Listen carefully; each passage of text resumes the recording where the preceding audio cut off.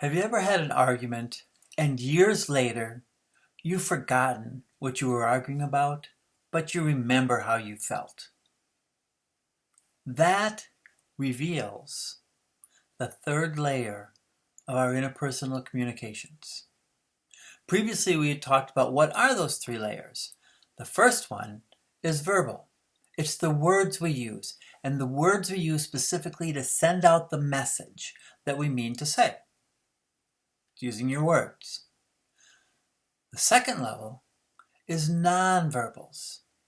The nonverbals are those expressions and innuendos and inflections that actually we use to put context on what we mean with those words.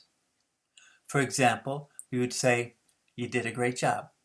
Pretty straightforward, straight kind of context. But if you said, "Yeah, that you did a great job," now you've put in a context like you don't really mean it, even though those words do mean that. And so the second level is the nonverbals. The third level is your emotions. And your emotions bring power to that communication. And so it's not just, "You did a great job," or "You did a great job," but "That was fantastic! You did a great job!" And you feel that energy coming through. And we all feel that energy. When we throw out our power, people pick up on our power. Thing is, we don't have a lot of skill sometimes to manage that power. And we get frustrated with that.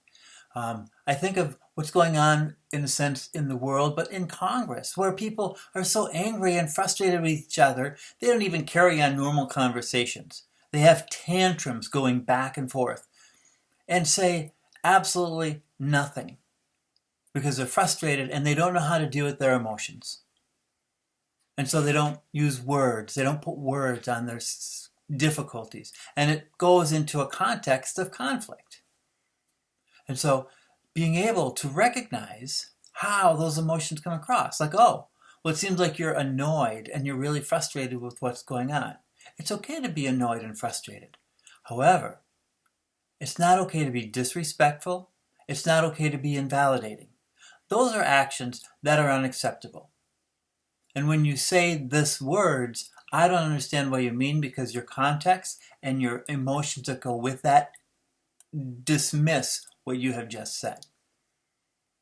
And so oftentimes when people interact and communicate, they don't do it on all three levels. They pick one, and yet all of them are important. And when you struggle with emotions, that sometimes is what has the biggest impact. When you struggle with putting words on what you're trying to say, it also impacts it. And if you're not aware of what your actual context is of what you mean, that as well. And so each one adds a different element to that interaction. However, the first place to start is to recognize when someone comes at you emotionally, it's okay for them to feel that way. It's okay for them to be angry. It's okay for them to be frustrated or condescending. It's okay because that's what they're feeling. And when you fight those emotions, what kind of conversation do you think you're going to have? You're going to have a battle that neither of you really wants to participate in. It's just an emotional tantrum without really any interchange or engagement or conversations. And so if you're able to get to that point where you say, oh, you're angry, and that's okay to be angry. Let's talk about this. Or you're jealous. It's okay to be jealous. It seems like this is what's going on. Now you've taken that power and you've set it aside. And you can talk about the context and the meaning. And that's when we are actually able to resolve conflicts. Because it's not about the emotions. The emotions neither care what happens, they don't win, they don't pick a side. They just give you energy. How you use that with your skills is really how that determines how that energy is remembered and managed and expressed. And so, as we go forward, being able to recognize emotions really have an undercurrent in so many things we do, and all they do is give us power. Doesn't matter. So, being able to put words on that and putting that in context, that's awesome. But recognizing it's okay to be emotional, it's a place we have to start. Looking forward to having future conversations and feeling good about it. Thank you.